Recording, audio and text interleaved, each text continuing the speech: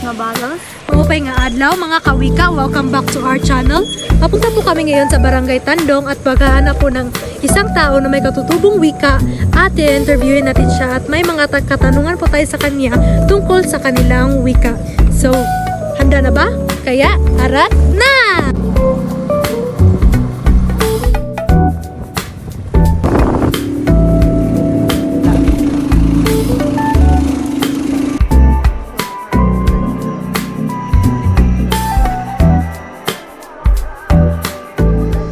Hello mga kawika, andito na po kami ngayon sa Tandong at may nakita na po kami ngayong i-interviewin. Andito po si Nanay, pangalan po Nay? Ludinya, Lodinia po at isa po siyang manubo. lumad dito sa Tandong. Luman din sa Tandong. Ay, kumalingkod lang. So, magsasalita lang po ako ng Bisaya sapagkat hindi po nila naiintindihan ang wika ng Tagalog. Di man sabot ng mga Tagalog ga. Asa na yun? Ay, may mga katanungan po ako na tungkol sa inyong lingwahe at ang pagsagot niyo pamamaraan ko ng Ay, Binisaya! Sorry. Hindi ka Tagalog, hindi kami marunong mag-Tagalog. Ako yung mga pangutana pinasit din ni Lea. Ang unang nga pangutana, aduna ba mo'y siguro nga tawag sa pinulungan sa inyong komunidad? Roon. Roon? Ang pangalawang katanungan, kaduha nga pangutana, unsa ang gigikan sa ngalan sa inyong pinulungan? Kuan mo, ninulubog gid kahit pa namin. So, lumad ko'y mag-gid kahit pa kami. Sa pagikanan, dahil mulubog ma lumad. Gikan po dad na to, kinaop-opuan doy. Makurangan doy, na yan dad mamitsay-say pa nami. Pagkawaroon mo ato makurang doy, ginikanan doy, dahil pagsay-say mat mo, yan kaaki roon. Tatandong teman. Lunupan daw ni ang tandong, murang na puno ang nabilin, murang ang tapay sa manok. Tandong teman. Ano nga lagtandong din na abuntot. Tandong ni dire, kay napuno man daw ng tubig. Mo na puno kaprara daw sa tapay sa manok ang nabilin. Mabilin sa buntot. Ang katulong nga pangutana sa inyong una-una, unsa ang importante sa inyong pinulungan sa pag-ila sa inyong komunidad? Ay, importante rin na sa panami to, minanubo. So, yan ay manasunod to kumakurangan doy. Dedma. Importante ko no ang ilang istoryahan kay mo may nasunod sa ilang ginikanan. Kay kapoy po na mo sige. So, kapat ng pangutana, aduna ba mga hagit o isyu nga katubang sa inyong komunidad aron mapadayon ang inyong pinulungan?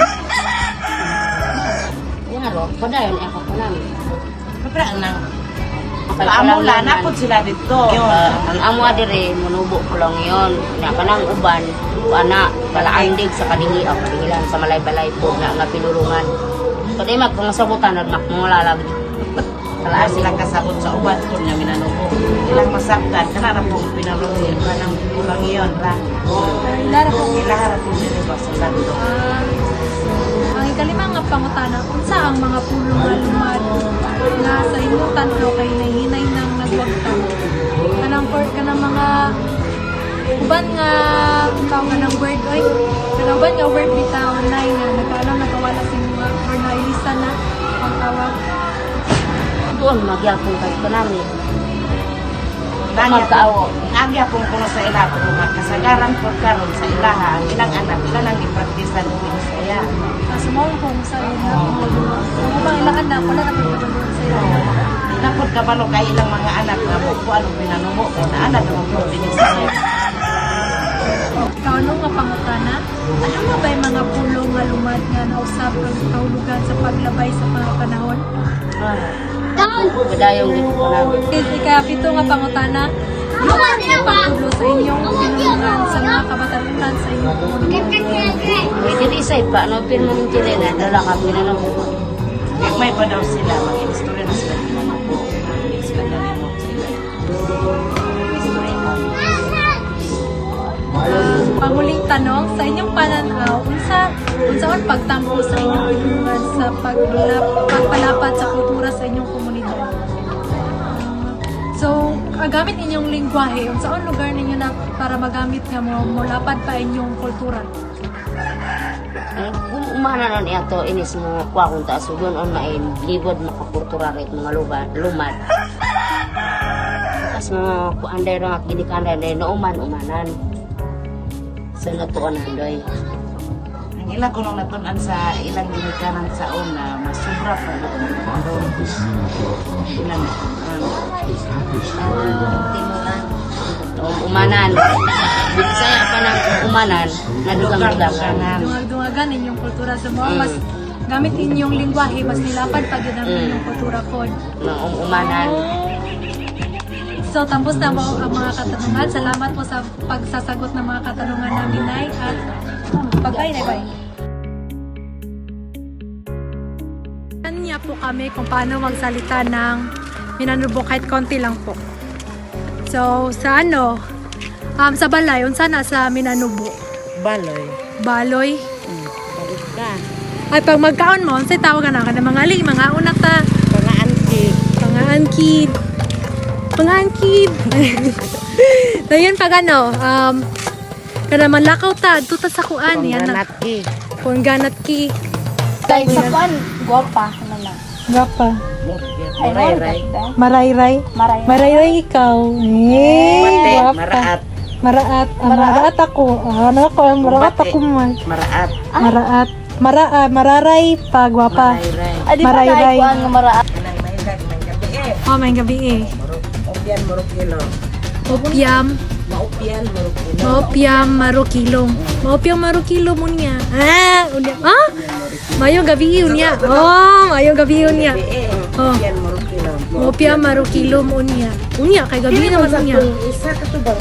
Zaman. Gahapon din na. Ito po ay isa sa mga damit ng mga manubo na para sa mga para sa mga lalaki. Yoy, awesome.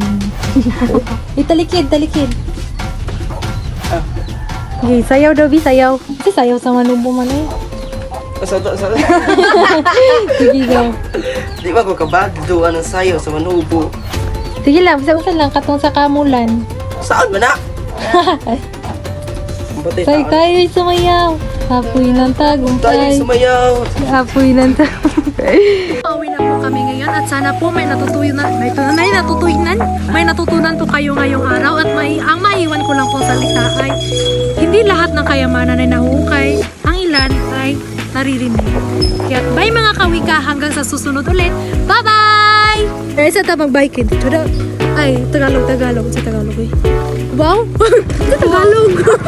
Sa Tagalog sa Chada! Maganda! Ang ganda po ng view! Batay ka itong kinakaan. So, yun lang po guys. Bye! Park!